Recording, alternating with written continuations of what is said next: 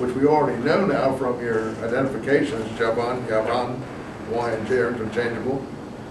It plays on the word Greece. Yain plays on Yavan. Wine, yain in Hebrew is underlying text. Then also, rosh, poison, is also a homonym for rosh head. They love to play on things. Rosh is poison in Hebrew, it's also head. So you see, the poison of ass becomes the head of the Grecian kings, or the head of the Greek-speaking kings, or the head of the kings of Greece, if you prefer. But in any case, the poison goes into head. It's real weird the way they're playing. I don't know if you follow it, but I have it in a parenthesis in my translations. Who comes to execute vengeance upon them. Well, I don't think the head of the kings of Greece came to execute vengeance upon them, except maybe, well, even Alexander wasn't the head of the kings of Greece. The only one who came to execute vengeance upon them as head of the kings of Greece is the Roman emperor and the Roman generals. That's, again, I don't see in the way. And now we're back to the wall, the builders of the wall, the daubers with plastic, with plaster. Zolzol, who will surely spout, is reprised here. You see that? See that? You know? 12. It doesn't say that. Well, what does it say? The daubers with plaster is Zolzol.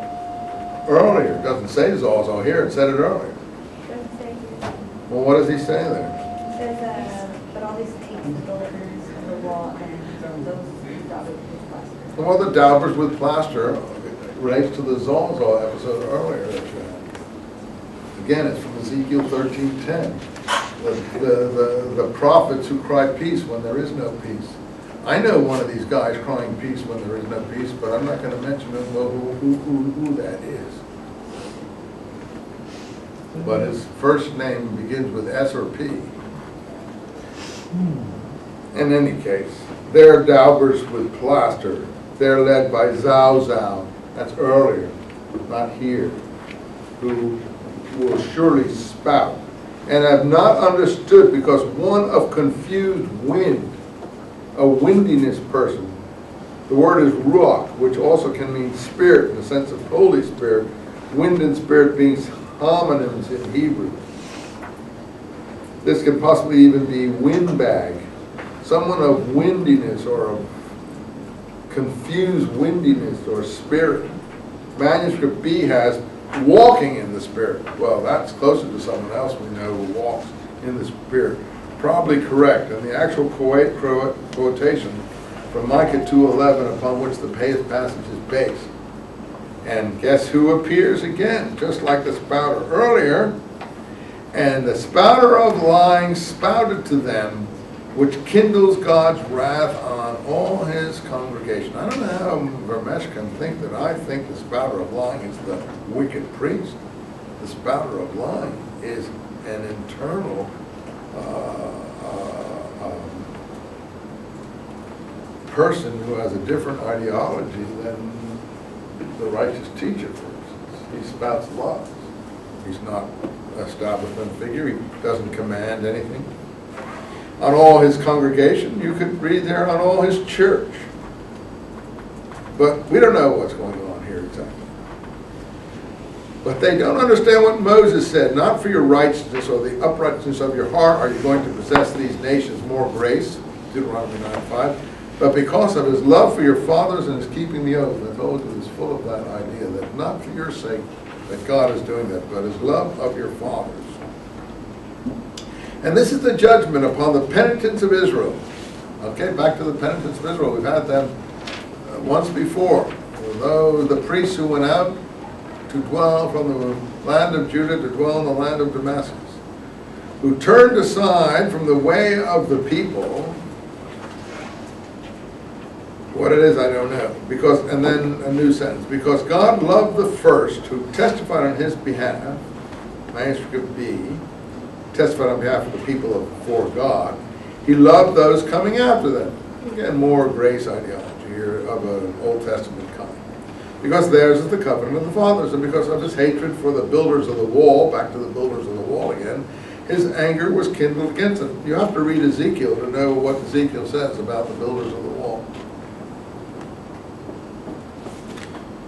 Manuscript B adds against them and against all those walking after them. And this is the kind of judgment that will be upon all those who reject the commandments of God. By the way, I don't think the allusion to the penitence of Israel in line 16 is negative there. It looked negative, but I don't think it probably is. It's negative about these other people here. The ones who reject the commandments and forsake them, turning away in their stubbornness. This is the word which Jeremiah spoke to Baruch the son of Neriah, and Elisha to Gehazi his servant. These are reprimands given by Elisha to Gehazi, who's considered one of the evil ones in the Talmud. In fact, and I don't like to make a fuss about it, Gehazi is often considered a stand-in for Paul in the Talmud. This also is possibly a code. I'm not trying to overdo it, I'm just saying possible. Elisha, these are the words Jeremiah spoke to Baruch, and Elisha to Gehazi. All the men who entered, remember Gehazi was doing things for prophets, supposedly. It's in the book of Kings 2. All the men who entered the new covenant, the land of Damascus, but turned back and betrayed and turned aside from the fountain of living waters will not be reckoned in the foundation and shall not be inscribed from the day of gathering, and things come to a break here. At this point, we are in column 20 of manuscript B. In my book. In your book, I don't know where you are, but in my book, you see column 8 stopped.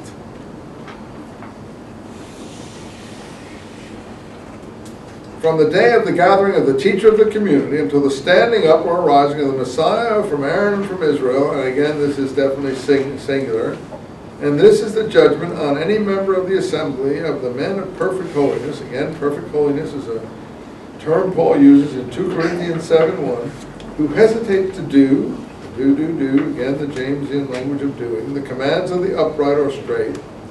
He is the man who is melted in the furnace, Ezekiel 22:21. According to the appearance of his work shall he be expelled from the assembly, or church.